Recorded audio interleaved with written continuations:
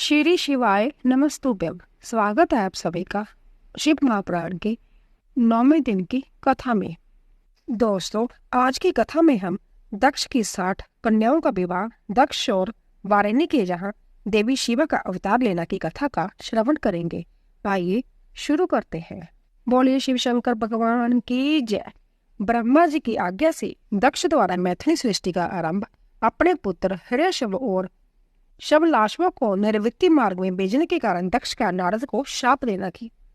ब्रह्मा जी कहते हैं, नारद, प्रजापति दक्ष अपने आश्रम पर जाकर मेरी आज्ञा पा हर्ष भरे मन से नाना प्रकार की मानसिक सृष्टि करने लगे। उस प्रजा सृष्टि को बढ़ते हुए न देख प्रजापति दक्ष ने अपने पिता मुझ ब्रह्मा से कहा। दक्ष बोले, ब्रह्मा, तात प्रजानाथ, प्रजा बढ़ नहीं रही है प्रभु। मैंने जितने जीवों की सृष्टि की थी वे सब उतने ही रह गए हैं। प्रजानाथ, मैं क्या करूं? जिस उपाय से जो जीव अपने आप बढ़ने लगे वह मुझे बताइए, तदनुसार मैं प्रजा की सृष्टि करूंगा, इसमें संशय नहीं है। ब्रह्मा जी ने मैंने कहा, तात प्रजापति दक्ष, मेरी उत्तम बात सुनो और उसके अनुसार कार्य करो। सुरश्रेष्ठ भगवान शिव तुम्हारा कल्याण करेंगे। परजेश प्रजापति, बीरन की जो परम सुंदरी पुत्री असिकनी है उसे तुम पत्नी रूप से ग्रहण करो। स्त्री के साथ मैथुन धर्म का आश्रय ले तुम पुण्य इस प्रजा सर्ग को बढ़ाओ। असिकनी जैसी कामनी के गर्भ से तुम बहुत सी संतानें उत्पन्न कर सकोगे। तदंतर मैथुन धर्म से प्रजा की उत्पत्ति करने के उद्देश्य से प्रजापति दक्ष ने मेरी आज्ञा के अनुसार बीरन प्रजापति की पुत्री के साथ विवाह किया। अपनी पत्नी वारिणी के गर्भ से प्रजापति दक्ष ने 10,000 पुत्र उत्पन्न किए जो हिरण्यशव कहलाए। मुने वे सब के सब पुत्र समान धर्म का आचरण करने वाले थे। पिता की भक्ति में तत्पर रहकर वह सदा वैदिक मार्ग पर ही चलते थे। एक समय पिता ने उन्हें प्रजा की सृष्टि करने का आदेश दिया। तात तब वह सभी दक्षायन नामधारी पुत्र सृष्टि के उद्देश्य से तपस्या करने के लिए पश्चिम दिशा की ओर गए। वहां नारायण सर नामक परम पावन तीर्थ है, जहां दिव्या सिंधु नद और समुद्र का संगम हुआ है। उस तीर्थ जल का ही निकट से स्पर्श करते ही उनका अंतःकरण शुद्ध विज्ञान संपन्न हो गया।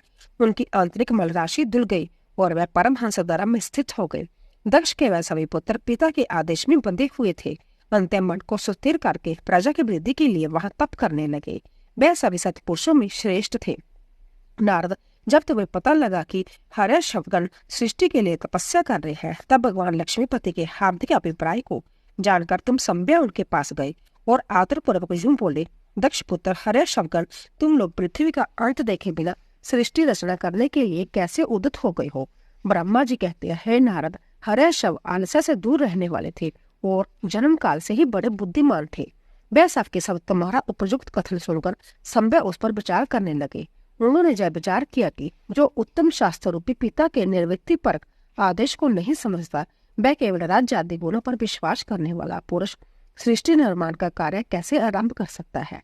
ऐसा निश्चय करके वह उत्तम बुद्धि और एक चित्त वाले दक्ष कुमार नारद को प्रणाम और उनकी परिक्रमा करके ऐसे पथ पर चले गए जहां जाकर कोई वापस नहीं लौटता है। नारद, तुम भगवान शंकर के मन हो और मुने तुम समस्त लोकों में अकेले विचरा करते हो। तुम्हारे मन में कोई विकार नहीं है, क्योंकि तुम सदा महेश्वर की मनोवृत्ति के अनुसार ही कार्य करते हो। जब बहुत समय बीत गया तब मेरे पुत्र प्रजापति दक्ष को यह पता लगा कि मेरे सभी पुत्र नारद से शिक्षा पाकर नष्ट हो गए हैं, मेरे हाथ से निकल गए। इससे उन्हें बड़ा दुख हुआ। वे बार बार कहने लगे, उत्तम संतानों का पिता होना शोक का ही स्थान है, क्योंकि श्रेष्ठ पुत्रों के बिछुड़ जाने से पिता को बड़ा कष्ट होता है। शिव की माया से मोहित होने से दक्ष को पुत्र वियोग के कारण बहुत शोक होने लगा। तब मैंने आकर अपने बेटे दक्ष को बड़े प्रेम से समझाया और संतावना दी।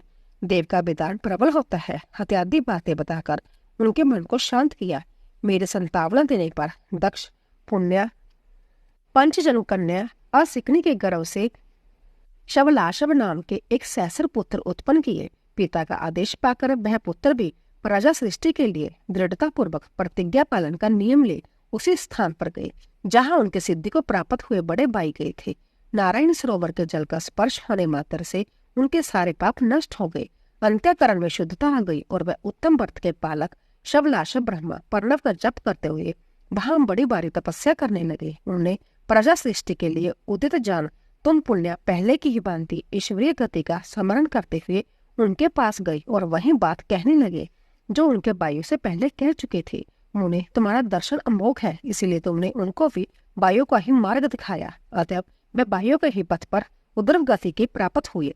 उसी समय प्रजापति दक्ष को बहुत से उत्पात दिखाई दिए। इससे मेरे पुत्र दक्ष को बड़ा विस्मय हुआ और वह माने मन दुखी हुए। फिर उन्होंने पूर्ववत तुम्हारी ही करतूत से अपने पुत्रों का नाश हुआ सुना। इससे उन्हें बड़ा आश्चर्य हुआ। वह पुत्र शोक से मूर्छित हो अत्यंत कष्ट का अनुभव करने लगे। फिर दक्ष ने तुम पर बड़ा क्रोध किया और कहा, जय नारद बड़ा दुष्ट है। देववासु से समय तुम दक्ष पर अनुग्रह करने के लिए वहां आ पहुंचे। तुम्हें देखते ही शोकावेश से जुग तब दक्ष के होंठ रोष से फड़कने लगे। तुम्हें सामने पाकर वह धिक्कारने और निंदा करने लगे।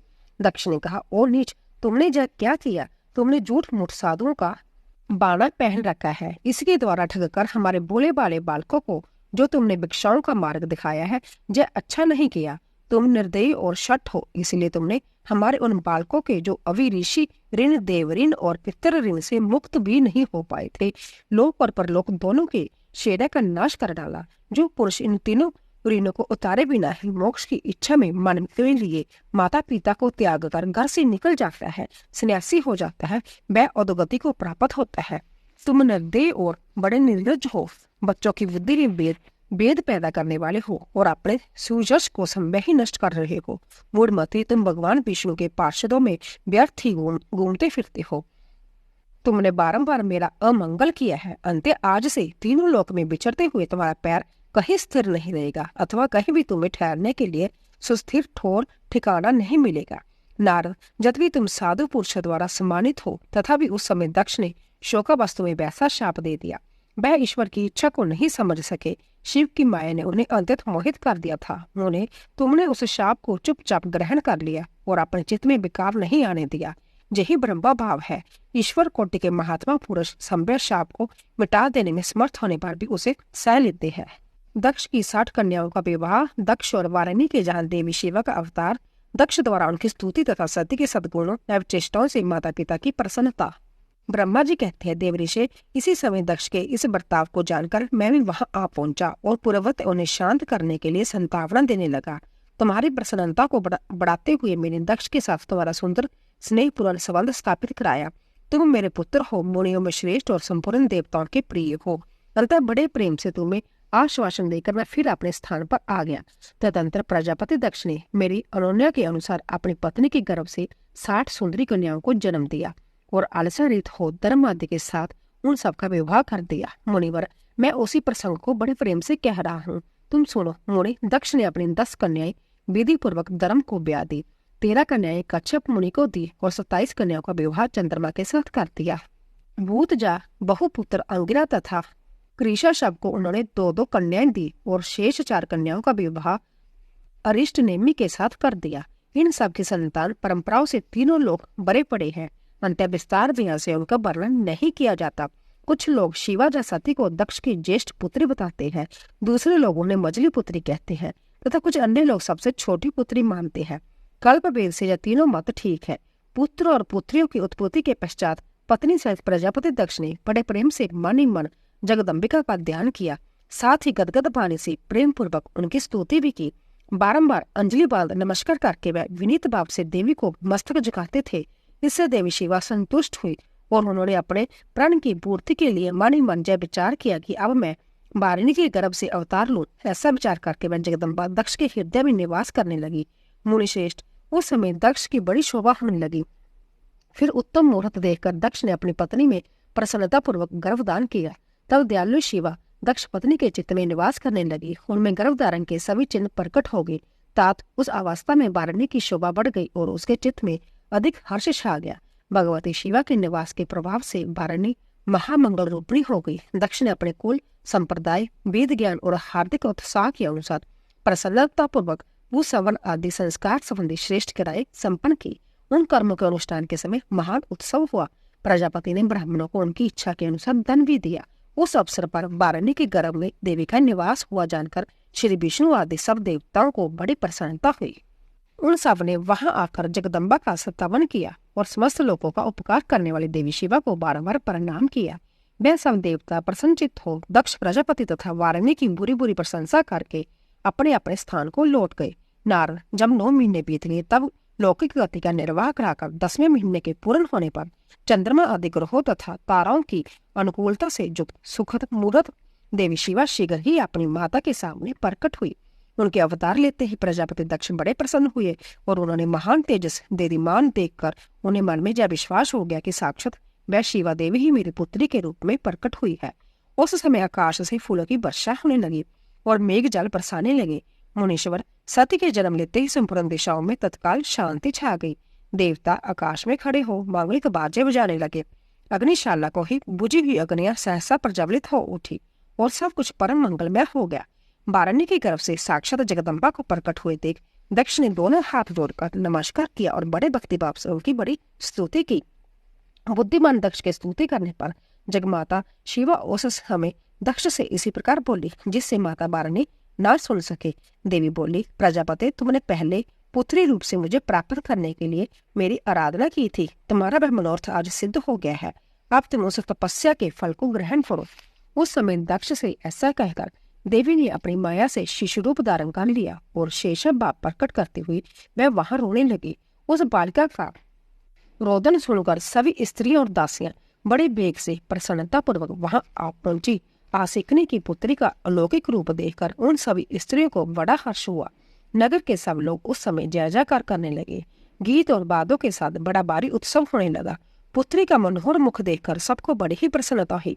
दक्ष ने वैदिक और कुलोचित आचार का विधि पूर्वक अनुष्ठान किया, ब्राह्मणों को दान दिया और दूसरों को भी धन बांटा। सब और यथोचित गान और नृत्य होने लगे। भांति भांति के मंगल के नृत्यों के साथ बहुत से बाजे बजने लगे।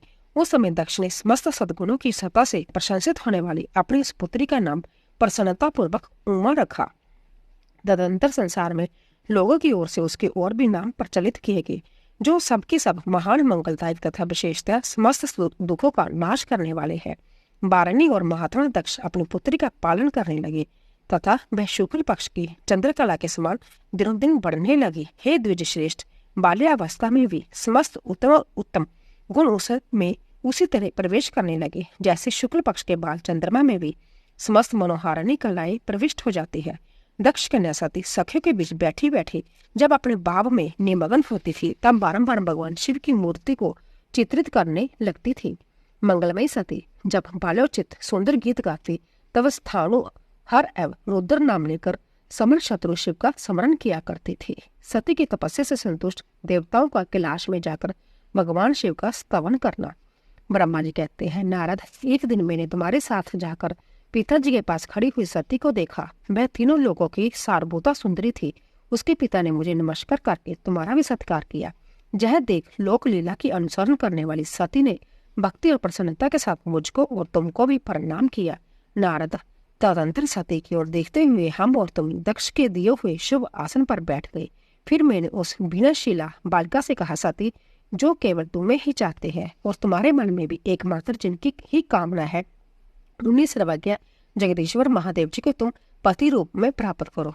शुभे, जो तुम्हारे सिवा दूसरी किसी स्त्री को पत्नी रूप में ना तो ग्रहण कर सके हैं, ना करते हैं और ना भविष्य में ही ग्रहण करेंगे, वह ही भगवान शिव तुम्हारे पति हो। वह तुम्हारे ही योग्य है, दूसरे के नहीं। नारद, सती से ऐसा कहकर मैं दक्ष के घर में देर तक ठहरा रहा। फिर उनसे विदा ले मैं और तुम दोनों अपने अपने स्थान को चले गए। मेरी बात को सुनकर दक्ष को बड़ी प्रसन्नता हुई। उनकी सारी मानसिक चिंता दूर हो गई और उन्होंने अपनी पुत्री को परमेश्वरी समझकर गोद में उठा लिया। इस प्रकार कुमारोचित सुंदर लीला बिहारों से सुशोभित होते हुए भक्त बत्सला सती, जो स्वेच्छा से मानव रूप धारण करके प्रकट हुई थी, कुमार अवस्था पार कर गई। बाल्यावस्था बिताकर किंचित युवावस्था को प्राप्त हुई। सती अंतत तेज शोभा से संपन्न हो संपूर्ण अंगों से मनोहर दिखाई देने लगी। लोकेश दक्ष ने देखा कि सती के शरीर में युवावस्था के लक्षण प्रकट होने लगे हैं। तब उन्होंने मन में यह चिंता हुई कि मैं महादेव जी के साथ इनका विवाह कैसे करूं। सती संभ्या भी महादेव जी को पाने की प्रतिदिन अभिलाषा रखती थी। अंत पिता के मनोभाव को समझकर वह माता के निकट गई। विशाल बुद्धि वाली सती रूपणी परमेश्वरी शिवा ने अपनी माता बारानी से भगवान शंकर की प्रसन्नता के निमित्त तपस्या करने के लिए आज्ञा मांगी। माता की आज्ञा मिल गई। अंत्य दृढ़ता पूर्वक व्रत का पालन करने वाली सती ने महेश्वर को पति रूप में प्राप्त करने के लिए अपने घर पर ही उनकी आराधना आरंभ की। आश्विन मास में नंदा प्रतिपदा छठी और एकादशी तिथियों में उन्होंने भक्ति पूर्वक गुड़, बात और नमक चढ़ाकर भगवान शिव का पूजन किया और उन्होंने नमस्कार करके उसी नियम के साथ उस मास को व्यतीत किया। कार्तिक मास की चतुर्दशी को सजाकर रखे हुए मालपुओं और खीर से परमेश्वर शिव की आराधना करके वह निरंतर उनका चिंतन करने लगी। मार्गशीर्ष मास के कृष्ण पक्ष की अष्टमी तिथि को तिल, जोड़ और चावल से हर की पूजा करके ज्योति में दीप दिखाकर अथवा आरती करके सती दिन बिताती थी। पौ मास के शुक्ल पक्ष की सप्तमी को रात भर जागरण करके प्रातःकाल खिचड़ी का नैवेद्य लगा वह शिव की पूजा करती थी। माघ की पूर्णिमा को रात में जागरण करके सवेरे नदी में नहाती और गीले बस्तर से ही तट पर बैठकर भगवान शंकर की पूजा करती थी। फाल्गुन मास के कृष्ण पक्ष की चतुर्दशी तिथि को रात में जागरण करके उस रात्रि के चारों पहर में शिवजी की विशेष पूजा करती और नटों द्वारा नाटक भी कराती थी। चैत्र मास के शुक्ल पक्ष की चतुर्दशी को वह दिन रात शिव का स्मरण करते हुए समय बिताती और डाक के फूलों तथा धवलों से भगवान शिव की पूजा करती थी। विशाख शुक्ला तृतीया को सती तिल का आहार करके रहती और नए जोड़ के बाद से रुद्रदेव की पूजा करके उस महीने को बिताती थी। ज्येष्ठी पूर्णिमा को रात में सुंदर वस्त्रों तथा वटकटैया के फूलों से शंकर जी की पूजा करके वह निहार रहकर ही वह मास व्यतीत करती थी। आषाढ़ के शुक्ल पक्ष की चतुर्दशी को काले वस्त्र और वटकटैया के फूलों से वह रुद्रदेव का पूजन करती थी। श्रावण मास की शुक्ल पक्ष की अष्टमी एवं चतुर्दशी को वह जगह पवित्र वस्त्रों तथा कुश के पवित्र से शिव की पूजा किया करती थी। भादो मास के कृष्ण पक्ष की त्रयोदशी तिथि को नाना प्रकार के फूलों और फलों से शिव का पूजन करके सती चतुर्दशी तिथि को केवल जल का आहार किया करती थी। भांति भांति के फलों, फूलों और उस समय उत्पन्न होने वाले अन्नों द्वारा वह शिव की पूजा करती और महीनेवार अंत नियमित आहार करके केवल जप में लगी रहती थी। सभी महीनों में सारे दिन सती शिव की आराधना में ही संलग्न रहते थे। अपनी इच्छा से मानव रूप धारण करने वाली वह देवी दृढ़ता पूर्वक उत्तम व्रत का पालन करती थी। इस प्रकार नंद व्रत को पूर्ण रूप से समाप्त करके भगवान शिव में अनन्य भाव रखने वाली सती एकाग्र चित्त हो बड़े प्रेम से भगवान शिव का ध्यान करने लगी तथा उस ध्यान में ही निश्चल भाव से स्थित हो गई। मुड़े इसी समय सब देवता और ऋषि भगवान विष्णु और मुझको आगे करके सती की तपस्या देखने के लिए गई। वहां आकर देवताओं ने देखा सती मूर्तिमती दूसरी सिद्धि के समान जान पड़ती है। मैं भगवान शिव के ध्यान में निमग्न हो उस समय सिद्ध अवस्था को पहुंच गई थी। समस्त देवताओं ने बड़ी प्रसन्नता के साथ वहां दोनों हाथ जोड़कर सती को नमस्कार किया और मुनियों ने भी मस्तक झुकाए तथा श्री हरि आदि के मन में प्रीति उमड़ाई। श्री विष्णु आदि सब देवता और मुनि आश्चर्यचकित हो सती देवी की तपस्या की पूरी प्रशंसा करने लगे। फिर देवी को प्रणाम करके वह देवता और मुनि तुरंत ही गिरिश्रेष्ठ कैलाश को गए, जो भगवान शिव को बहुत ही प्रिय है। सावित्री के साथ मैं और लक्ष्मी के साथ भगवान वासुदेव जी भी प्रसन्नता पूर्वक महादेव जी के निकट गए। वहां जाकर भगवान शिव को देखते ही बड़े बेग से प्रणाम करके सब देवताओं ने दोनों हाथ जोड़ विनीत भाव से नाना प्रकार के स्तोत्रों द्वारा उनकी स्तुति करके अंत में कहा, प्रभु आपकी सत्व, राज और तम नामक जो 3 शक्तियां हैं उनके राग आदि वेग असहाय है। वेदत्री अथवा लोकतत्री आपका स्वरूप है। आप शरणागत के पालक है तथा आपकी शक्ति बहुत बड़ी है, उसकी कहीं कोई सीमा नहीं है। आपको नमस्कार है। दुर्गापते जिनकी इंद्रिय दुष्ट है, वश में नहीं हो पाती, उनके लिए आपकी प्राप्ति का कोई भी मार्ग सुलभ नहीं है। आप सदा भक्तों के उद्धार में तत्पर रहते हैं। आपका तेज छिपा हुआ है। आपको नमस्कार है। आपकी माया शक्ति रूपा जो अहम बुद्धि है उससे आत्मा का स्वरूप ढक गया है। अतएव जह मूढ़ बुद्धि जीव अपने स्वरूप को नहीं जान पाता। आपकी महिमा का पार पाना अत्यंत कठिन है ही नहीं, सर्वथा असंभव है। हम आप महाप्रभु को मस्तक झुकाते हैं। ब्रह्मा जी कहते हैं, नारद इस प्रकार महादेव जी की स्तुति करके श्री विष्णु आदि सब देवता उत्तम भक्ति से मस्तक झुकाए प्रभु शिव जी के आगे चुपचाप खड़े हो गए।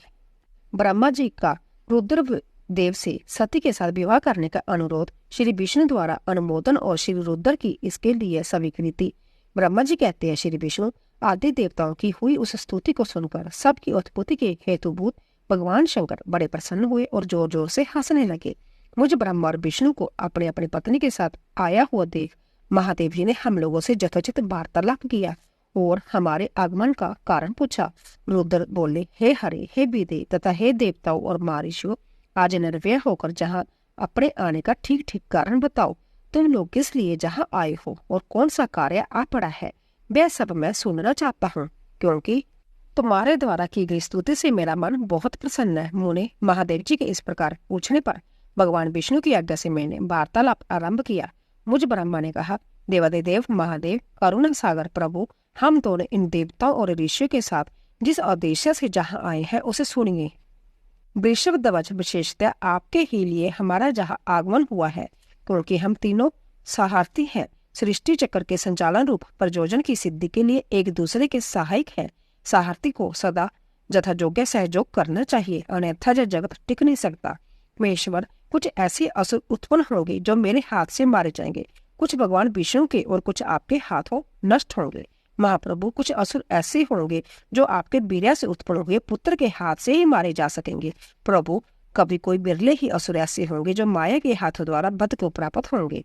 आप भगवान शंकर की कृपा से ही देवताओं को सदा उत्तम सुख प्राप्त होगा।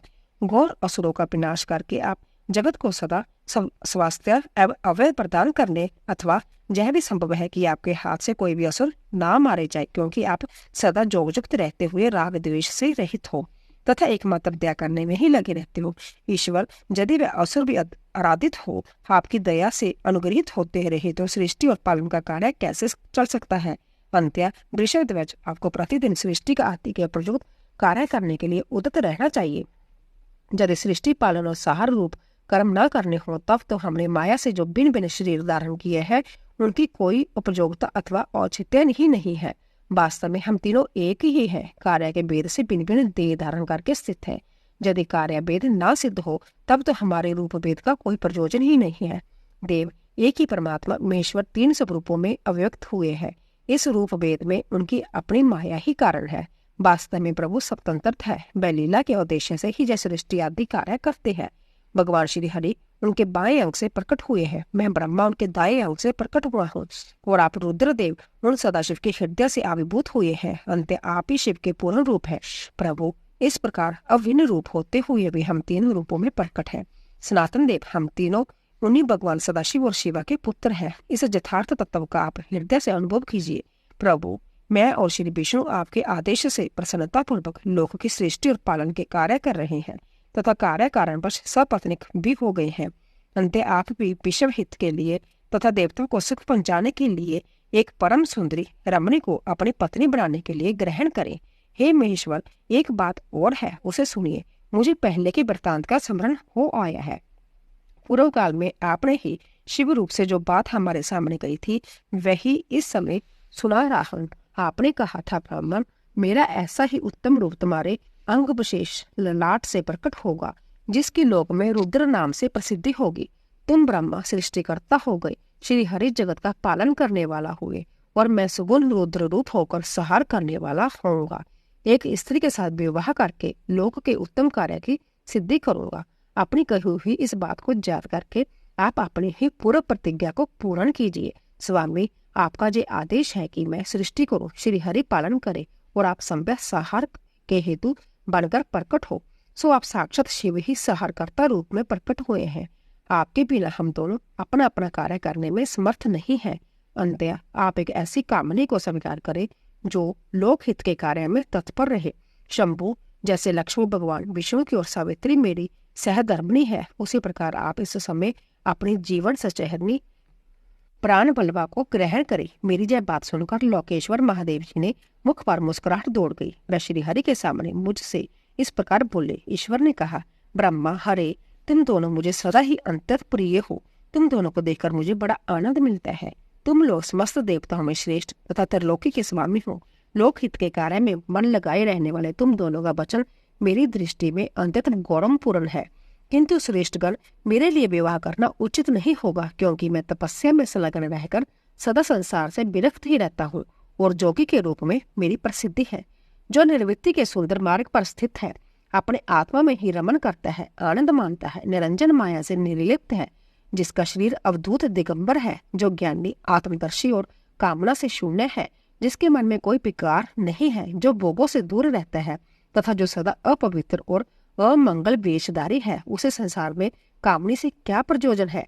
जा इस समय मुझे बताओ तो सही। मुझे तो सदा केवल जोग में लगे रहने पर ही आनंद आता है। ज्ञानहीन पुरुष ही जोग को छोड़कर भोग को अधिक महत्व देता है। संसार में विवाह करना प्राय बंधन में बंधना है, इसे बहुत बड़ा बंधन समझना चाहिए। इसीलिए मैं सत्य सत्य कहता हूँ, विवाह के लिए मेरे मन में थोड़ी सी भी अभिरुचि नहीं है। आत्मा ही अपना उत्तम अर्थ या स्वार्थ है, उसका बलिभांति चिंतन करने के कारण मेरी लौकिक स्वार्थ में प्रवृत्ति नहीं होती, तथा भी जगत के हित के लिए तुमने जो कुछ कहा है उसे करूंगा।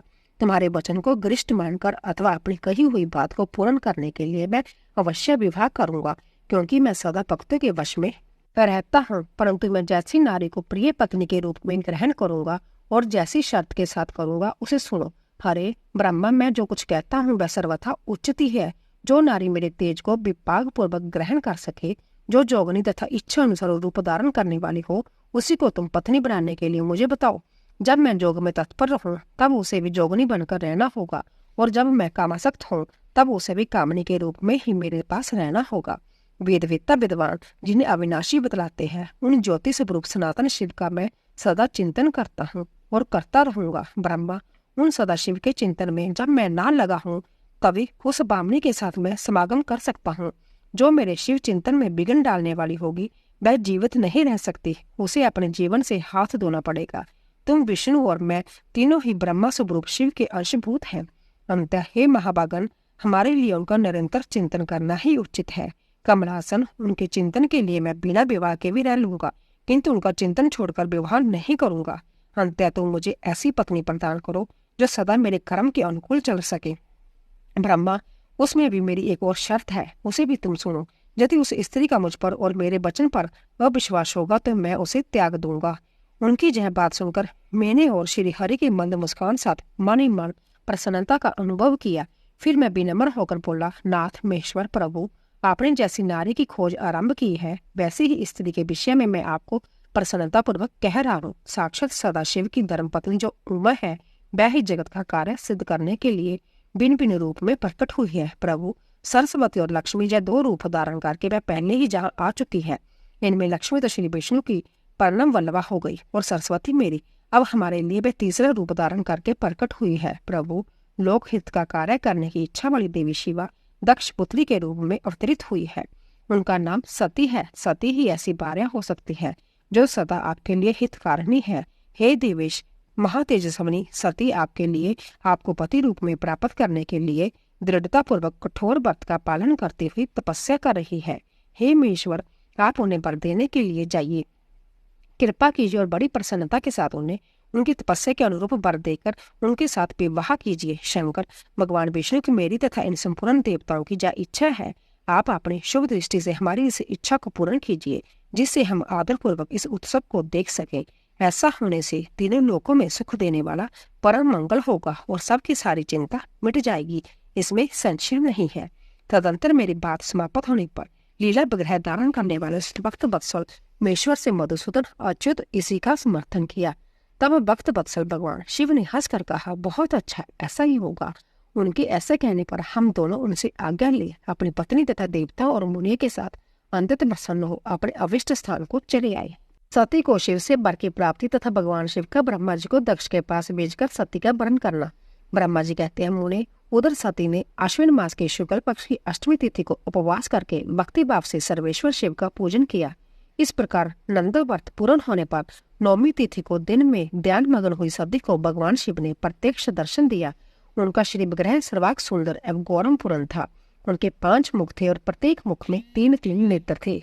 बाल देश में चंद्रमा शोभा दे रहा था। उनका चित्त प्रसन्न था और कंठ में नील चिन्ह दृष्टिगोचर होता था।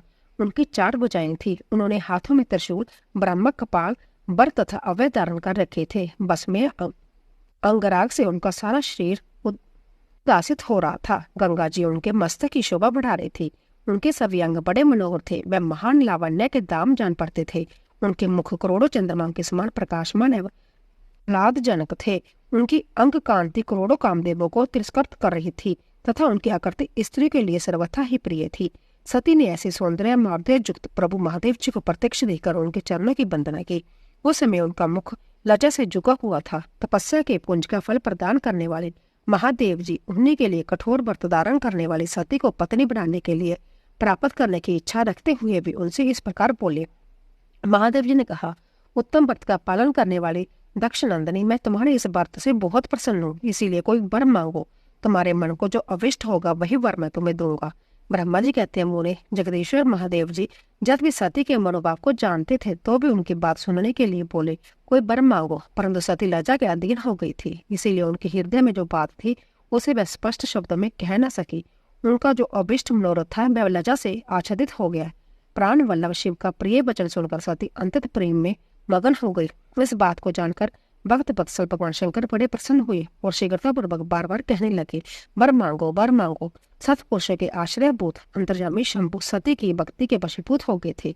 तब सती ने अपनी लज्जा को रोककर महादेव जी से कहा, वर देने वाले प्रभु, मुझे मेरी इच्छा के अनुसार ऐसा वर दीजिए जो टल न सके। भक्त वत्सल भगवान शंकर ने देखा सती अपनी बात पूरी नहीं कह पा रही है, तब वह संभव ही उनसे बोले, देवी तुम मेरी बारे हो जाओ, अपने अविष्ट फल को प्रकट करने वाले।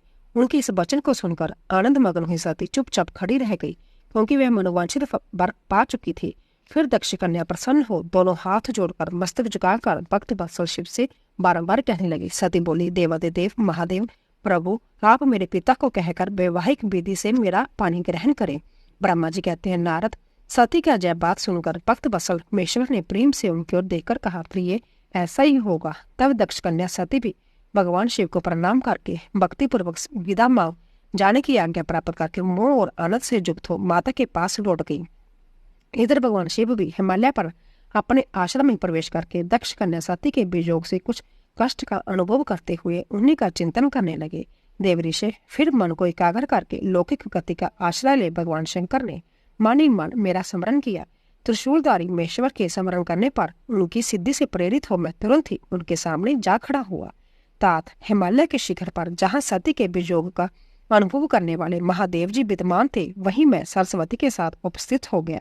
देवऋषि सरस्वती सहित मुझे आया देख सती के प्रेम पाश बंधे हुए शिव उत्सुकतापूर्वक बोले। शंभु ने कहा, ब्रह्मा, मैं जब से विवाह के कार्य में स्वार्थ बुद्धि कर बैठा हूँ, तब से अब मुझे इस स्वार्थ में ही सब तत्व सा प्रतीत हो रहा है। दक्ष कन्या सती ने बड़ी भक्ति से मेरी आराधना की है।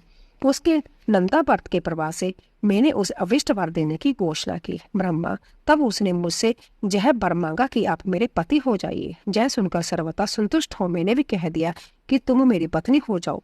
तब सती मुझसे बोली, जगतपति, आप मेरे पिता को सूचित करके वैवाहिक विधि से मुझे ग्रहण करें। ब्रह्मा, उसकी भक्ति से संतोष होने के कारण मैंने उसका वह अनुरोध भी स्वीकार कर लिया। तब सती अपनी माता के घर चलेगी और मैं जहाँ चला आया, इसीलिए अब तुम मेरी आज्ञा से दक्ष के घर जाओ और ऐसा जतन करो जिससे प्रजापति दक्ष शीघ्र ही मुझे अपनी कन्या का दान कर दे। उनकी इस प्रकार आज्ञा देने पर मैं कृतकृत्या और प्रसन्न हो गया तथा भक्त वत्सल विषमनाथ से इस प्रकार बोला। मुझे ब्रह्मा ने कहा, भगवान शंभु, आपने जो कुछ कहा है उस पर भलीभांति विचार करके हम लोगों ने पहले ही उसे सुनिश्चित कर दिया है। इसमें मुक्त देवताओं का और मेरा भी स्वार्थ है।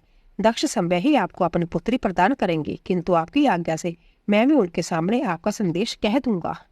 हे महाप्रभु, महादेव जी से ऐसा कहकर मैं अंतित वेगशाली रथ के द्वारा दक्ष के घर जा पहुंचा। नारद जी ने पूछा, वक्ताओं में श्रेष्ठ महाभाग, बताइए, जब सती घर पर लौटकर आई तब दक्ष ने उनके लिए क्या किया? ब्रह्मा जी ने कहा, तपस्या करके मनोवांछित वर पाकर सती जब घर को लौट गई तब वहां उन्होंने माता पिता को प्रणाम किया। सती ने अपनी सखी के द्वारा माता पिता को तपस्या संबंधी सब समाचार कहलवाया। सखी ने जय भी सूचित किया कि सती को महेश्वर से वर की प्राप्ति हुई है। मैं सती की भक्ति से बहुत संतुष्ट हुए। सखी के मुंह से सारा वृत्तांत सुनकर माता पिता को बड़ा आनंद प्राप्त हुआ और उन्होंने महान उत्सव किया। उदारचिता दक्ष और महास्वामी वारणी ने ब्राह्मणों को उनकी इच्छा के अनुसार द्रव्य दिया तथा अनन्य अंतों और दीनों को भी दान बांटा।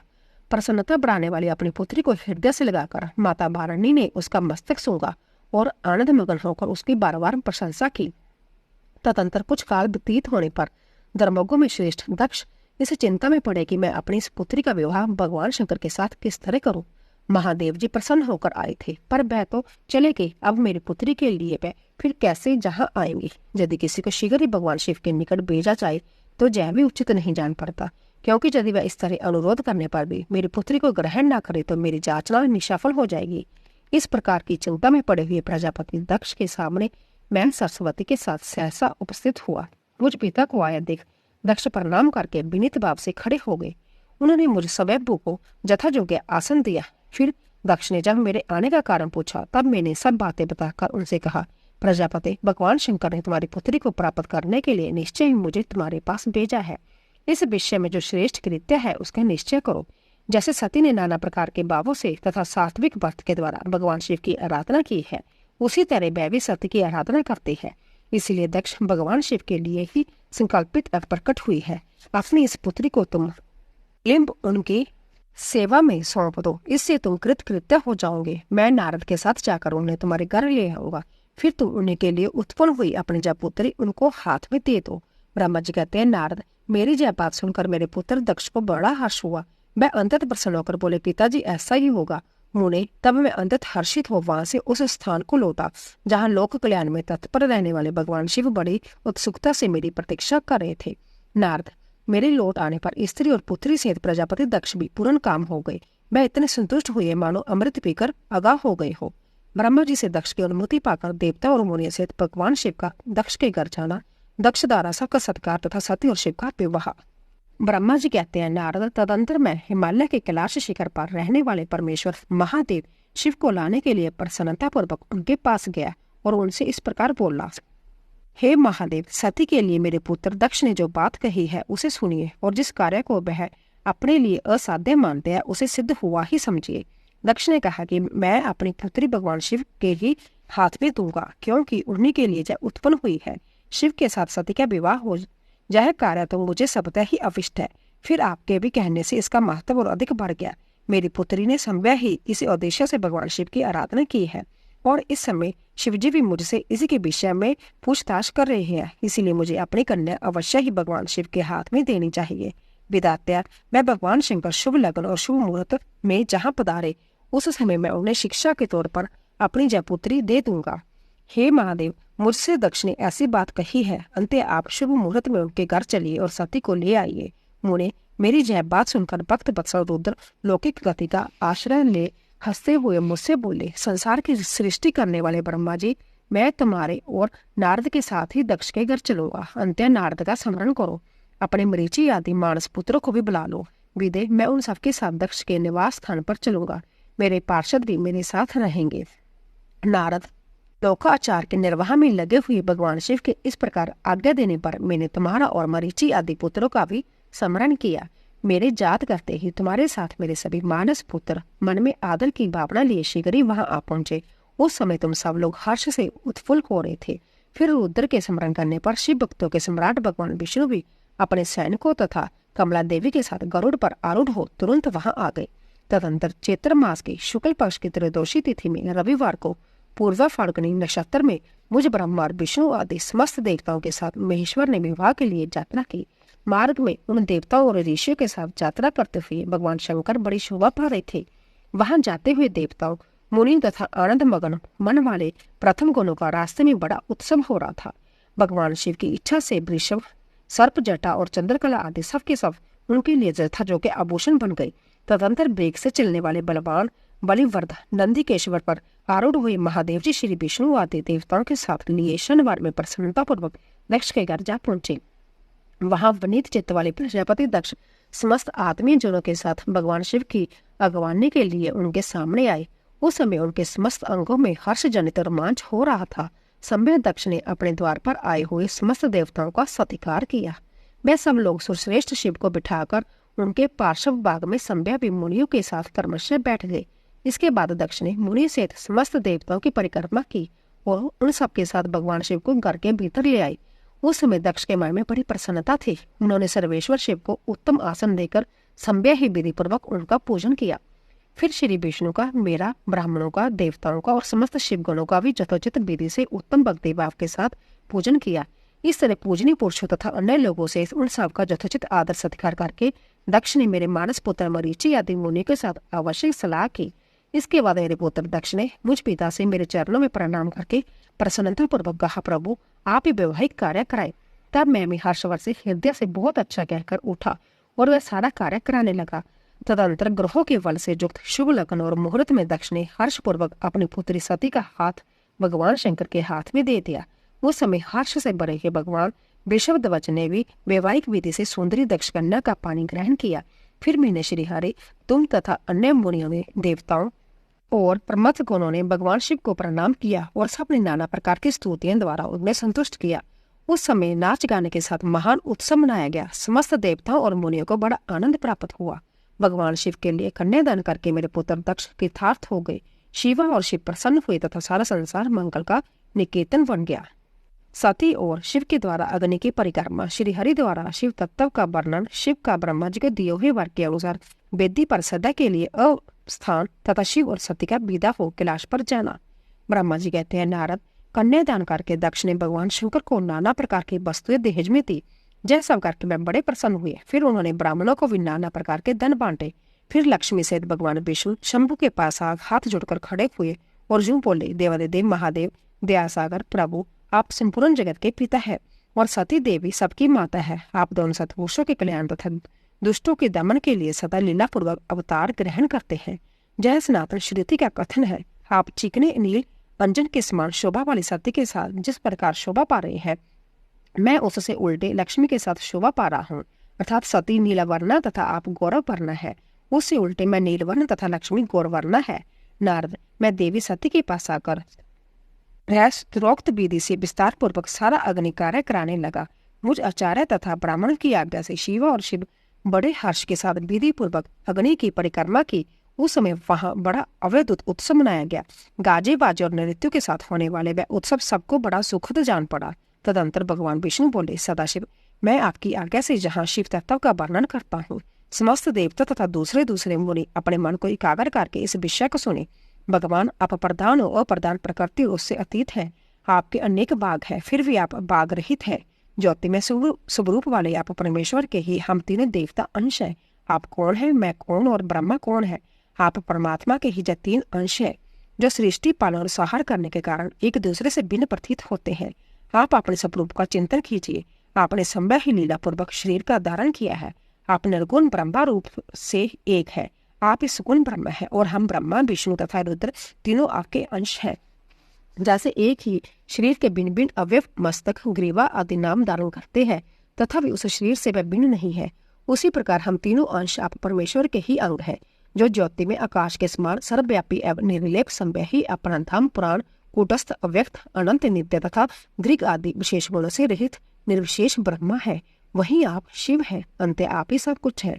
ब्रह्मा जी कहते हैं, मुनीश्वर, भगवान विष्णु की जय बात सुनकर महादेव जी बड़े प्रसन्न हुए। तदंतर उसे विवाह जगह के समान में जजमान परमेश्वर शिव प्रसन्न हो गए। लौकिक की गति का आश्रय ले हाथ जोड़कर खड़े हुए मुझ ब्रह्मा से प्रेम पूर्वक बोले। शिव ने कहा, ब्रह्मा, आपने सारा वैवाहिक कार्य अच्छी तरह से संपन्न करा दिया। अब मैं प्रसन्न हूँ। आप मेरे आचार्य है। बताइए आपको क्या दक्षिणा दो? सुज्येष्ठ, आप इस दक्षिणा को मांगिए। महाभाग, यदि वे अंतत दुर्लभ हो तो भी उसे शीघ्र कहिए। मुझे आपके लिए कुछ भी अदेय नहीं है। मुने, भगवान शंकर का जय वचन सुनकर मैं हाथ जोड़े विनीत चिर से उन्हें बारंबार प्रणाम करके बोला, देवेश, यदि आप प्रसन्न हो रमेश्वर, यदि मैं वर पाने के योग्य हूँ तो प्रसन्नता पूर्वक जो बात कहता हूँ उसे आप पूर्ण कीजिए। महादेव, आप इसी रूप में इसी बेदी पर सदा विराजमान रहें, जिससे आपके दर्शन से मनुष्यों को पाप धुल जाए। हे चंद्रशेखर, आपका सानिध्य होने से मैं इस बेदी के समीप आश्रम बनाकर तपस्या करूँ, जहाँ मेरी अभिलाषा है।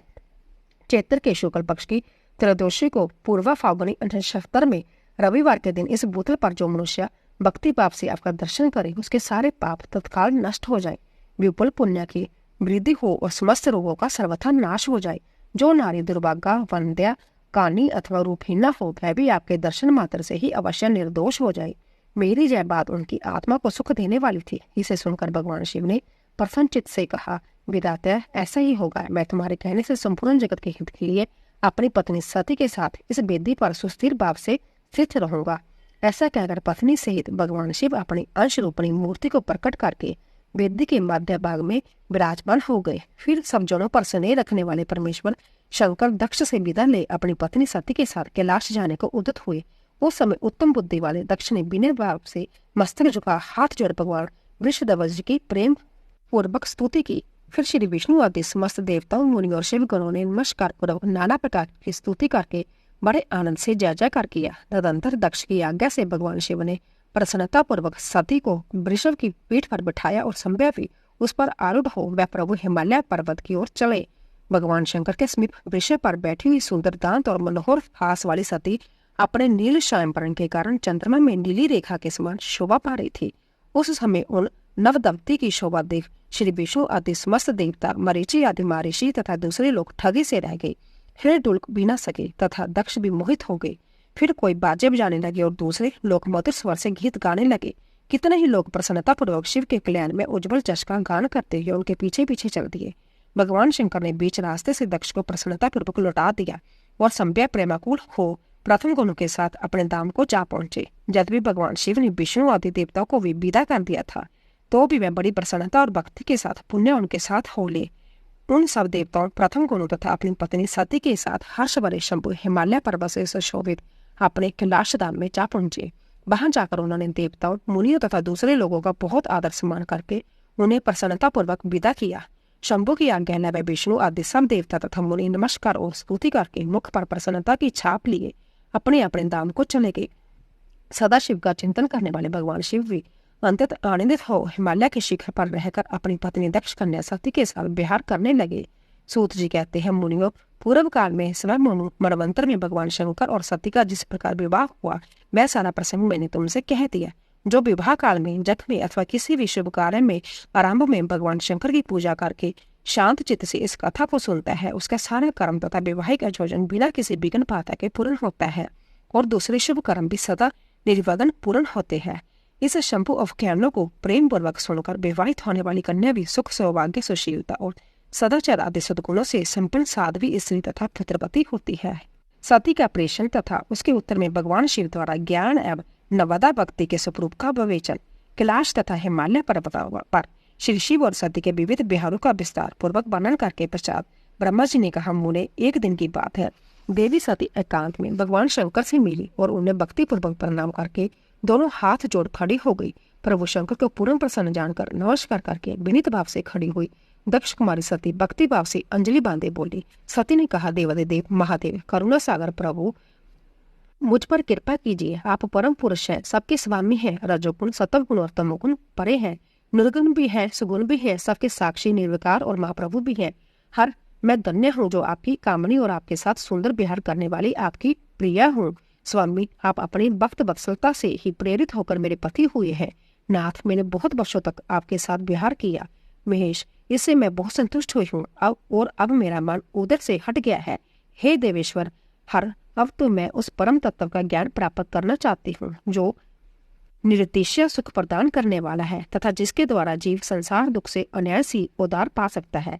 नाथ, जिस कर्म का अनुष्ठान करके विषय जीव भी परम पद को प्राप्त कर ले और संसार बंधन में न बंधे, उसे आप बताइए, मुझ पर कृपा कीजिए। ब्रह्मा जी कहते हैं, मुने, इस प्रकार आदिशक्ति महेश्वरी सती ने केवल जीवों के उद्धार के लिए जब उत्तम भक्ति भाव के साथ भगवान शंकर से प्रेषण किया, तब उनके उस प्रेषण को सुनकर स्वेच्छा से शरीर धारण करने वाले तथा जोग के द्वारा भोग विरक्त चित्त वाले स्वामी शिव ने अंततः प्रसन्न होकर सती से इस प्रकार कहा। शिव बोले, देवी दक्ष नंदिनी महेश्वरी सुनो, मैं उस परम तत्व का वर्णन करता हूँ जिससे वासना बुद्ध जीव तत्काल मुक्त हो सकता है। परमेश्वरी, तुम विज्ञान को परम तत्व जानो। विज्ञान वह है जिसके उदय होने पर मैं ब्रह्मा हूँ ऐसा दृढ़ निश्चय हो जाता है। ब्रह्म के सिवा दूसरी किसी वस्तु का स्मरण नहीं रहता तथा उस विज्ञानी पुरुष की बुद्धि सर्वथा शुद्ध हो जाती है। प्रिय, विज्ञान दुर्लभ है, इस त्रिलोकी में उसका ज्ञाता कोई बिरला ही होता है। वह जो और जैसा भी है सदा मेरा ही स्वरूप है, साक्षात ब्रह्म है, उस विज्ञान की माता है, मेरी भक्ति है जो भोग और मोक्ष रूप फल प्रदान करने वाली है। वह मेरी कृपा से सुलभ होती है। भक्ति 9 प्रकार की बताई गई है। सती, भक्ति और ज्ञान में कोई भेद नहीं है। भक्त और ज्ञानी दोनों को ही सदा सुख प्राप्त होता है। जो भक्ति का विरोधी है उसे ज्ञान की प्राप्ति नहीं होती। देवी, मैं सदा भक्त के अधीन रहता हूँ और भक्ति के प्रभाव से जातिहीन नीच मनुष्य के गुणों में भी चला जाता हूँ, इसमें संशय नहीं है। सती, वह भक्ति 2 प्रकार की है, सगुणा और निर्गुणा। जो वेदी शास्त्र विधि से प्रेरित और स्वाभाविक की हृदय सहज अनुराग से प्रेरित भक्ति होती है वह श्रेष्ठ है तथा इसमें बिन जो कामना मूलक भक्ति होती है वह निम्न कोटि की मानी गई है। पूर्वोक्त सगुण और निर्गुण यह दोनों प्रकार की भक्तियां नैष्ठिकी और अनैष्ठिकी के भेद को 2 भेद वाली हो जाती है। नैष्ठिकी भक्ति 6 प्रकार की जाननी चाहिए और अनैष्ठिकी एक ही प्रकार की कही गई है। विद्वान पुरुष विहिता और अविहिता आदि भेद से उसे अनेक प्रकार की मानते हैं। इन द्विविध भक्तियों के बहुत सी भेद अपरवेद होने के कारण इनके तत्वों का अनंतर वर्णन किया गया है। प्रिय, मुनियों ने सगुण और निर्गुण दोनों भक्तियों के 9 अंग बताए हैं। दक्ष नंदिनी, मैं उन 9 अंगों का वर्णन करता हूँ, तो प्रेम से सुनो। देवी, श्रवण, कीर्तन, स्मरण, सेवन, दास्य, अर्चन, सदा मेरा बंधन, संख्या और आत्म समर्पण।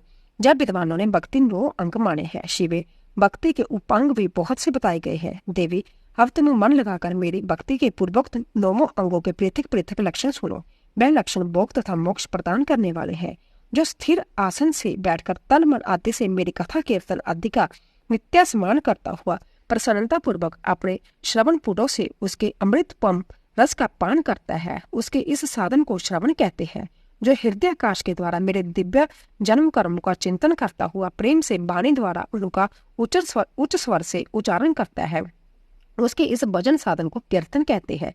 देवी, मुझ नित्य महेश्वर को सदा और सर्वत्र व्यापक जानकर जो संसार में निरंतर निर्व्यय रहता है, उसी को स्मरण कहा गया है। अरुण उद्या से लेकर हर समय सेवा की अनुकूलता का ध्यान रखते हुए हृदय और इंद्रियों से जो निरंतर सेवा की जाती है, वही सेवन नामक भक्ति है। अपने को प्रभु का किंकर समझकर हृदय अमृत का भोग से स्वामी का सदा प्रिय संपादन करना दास्य कहा गया है। अपने धन व्यवहार के अनुसार शास्त्रीय विधि से मुझ परमात्मा को सदा पादम और आदि 16 उपचारों का जो समर्पण करना है, उसे अर्चन कहते हैं। मन से ध्यान और वाणी से बंधनात्मक मंत्रों के चारण पूर्वक 8 अंगों से बोतल का स्पर्श करते हुए जो इष्ट देव को नमस्कार किया जाता है, उसे बंधन कहते हैं। ईश्वर मंगल या अमंगल जो कुछ भी करता है, वह सब मेरे मंगल के लिए ही है, ऐसा दृढ़ विश्वास रखना संख्या भक्ति का लक्षण है। देह आदि जो कुछ भी अपनी कही जाने वाली वस्तु है, वह सब भगवान की प्रसन्नता के लिए उन्हीं को समर्पित करके अपने निर्वाह के लिए भी कुछ बचाकर ना रखना अथवा निर्वाह की चिंता से भी रहित हो जाना आत्म समर्पण कहलाता है। जय मेरी भक्ति 9 अंग है, जो भोग और मोक्ष प्रदान करने वाली है। इनसे ज्ञान का प्रकट होता है तथा जय सब साधन मुझे अंतत प्रिय है। मेरी भक्ति के बहुत से उपांग भी कहे गए हैं, जैसे बिल्लव आदि का सेवन आदि। इनको विचार से समझ लेना चाहिए। प्रिय, इस प्रकार मेरी सांग उपांग भक्ति सबसे उत्तम है। जय ज्ञान वैराग्य की जननी है और मुक्ति इसकी दासी है। जय सदा सब साधनों से ऊपर विराजमान है, इसके द्वारा संपूर्ण कर्मों के फल की प्राप्ति होती है। जय भक्ति मुझे सदा तुम्हारे समान ही प्रिय है। जिसके चित्त में नित्य निरंतर जब भक्ति निवास करती है, वह साधक मुझे अंतत प्यारा है। देवेश्वरी, तीनों लोक और चारों युगों में भक्ति के समान दूसरा कोई सुखदायक मार्ग नहीं है। कलयुग में तो जब विशेष सुखद एवं सुविधाजनक है। देवी, कलयुग में प्राय ज्ञान और वैराग्य के कोई ग्राहक नहीं है, इसीलिए वे दोनों वृद्ध उत्साह शून्य और जर्जर हो गए हैं। परंतु भक्ति कलयुग में तथा अन्य सब युगों में भी प्रत्यक्ष फल देने वाली है। भक्ति के प्रभाव से मैं सदा उनके वश में रहता हूँ, इसमें संशय नहीं है। संसार में जो भक्तिमान पुरुष है, उसकी मैं सदा सहायता करता हूँ, उसके सारे विघ्नों को दूर हटाता हूँ। उस भक्त को जो शत्रु होता है, वह मेरे लिए दंडनीय है, इसमें संशय नहीं। देवी, मैं अपने भक्तों का रक्षक हूँ। भक्त की रक्षा के लिए ही मैं कुपित हो अपने नेत्र जनित अग्नि से काल को भी दग्ध कर डालता हूँ। प्रिय, भक्त के लिए मैं पूर्व काल में सूर्य पर भी अंतत क्रुद्ध हो उठा था और शूल लेकर मैंने उन्हें मार भगाया था। देवी, भक्त के लिए मैंने सेना सहित रावण को भी क्रोध पूर्वक त्याग दिया और उसके प्रति कोई पक्षपात नहीं किया। सती देवेश्वरी, बहुत कहने से क्या लाभ, मैं सदा ही भक्त के अधीन रहता हूँ और भक्ति करने वाले पुरुष के अंतत वश में हो जाता हूँ। ब्रह्मा जी कहते हैं, नारद, इस प्रकार भक्त का महत्व सुनकर दक्ष ने सती बड़ा हर्ष हुआ। उन्होंने अंतत प्रसन्नता पूर्वक भगवान शिव को मन ही मन प्रणाम किया। उन्होंने सती देवी ने पुण्य भक्ति कांड विषय शास्त्र के विषय में भक्ति पूर्वक पूछा। उन्होंने जिज्ञासा की कि जो कि लोक में सुखदायक तथा जीवों के उद्धार के साधनों का प्रतिपादक है, वह शास्त्र कौन सा है। उन्होंने जंतर मंत्र शास्त्र, उसके महात्मा तथा अन्य जीवों द्वारा धर्ममय साधनों के विषय में विशेष रूप से जानने की इच्छा प्रकट की। सती के इस प्रश्न को सुनकर शंकर जी के मन में बड़ी प्रसन्नता हुई। उन्होंने जीवों के उद्धार के लिए सब शास्त्रों का प्रेमपूर्वक वर्णन किया। महेश्वर ने 5 अंगों से तंत्र शास्त्र, जंत्र शास्त्र तथा भिन्न भिन्न देवेश्वरों की महिमा का वर्णन किया। मुनीश्वर इतिहास कथा से उन देवताओं के भक्तों की महिमा का वर्णन, आश्रम धर्मों का तथा राजधर्मों का भी निरूपण किया। पुत्र और स्त्री के धर्म की महिमा का कभी कष्ट न होने वाले वर्ण आश्रम धर्म का और जीवों को सुख देने वाले वैदिक शास्त्र तथा ज्योतिष शास्त्र का भी वर्णन किया। महेश्वर ने कृपा करके उत्तम सामुद्रिक शास्त्र का तथा और भी बहुत से शास्त्रों का तत्व वर्णन किया। इस प्रकार लोक उपकार करने के लिए सतगुण संपन्न शरीर धारण करने वाले त्रिलोक सुखदायक और सर्वग सती शिव हिमालय के कैलाश शिखर पर तथा अन्य स्थानों में नाना प्रकार की लीलाएं करते थे। वह दोनों दंपति साक्षात परम ब्रह्म स्वरूप है। बोलिए शिव शंकर भगवान की जय। दोस्तों, कल की कथा में हम भगवान शिव को श्री राम के प्रति मस्तक झुकाते देख सती का मोह तथा शिव की आज्ञा से उनके द्वारा श्री राम जी की परीक्षा की कथा का श्रवण करेंगे। तो दोस्तों, अगर आपको हमारी कथा पसंद आ रही हो, प्लीज जाने से पहले कमेंट बॉक्स में हर हर महादेव या ओम नमः शिवाय अवश्य लिखें। आप सभी का धन्यवाद।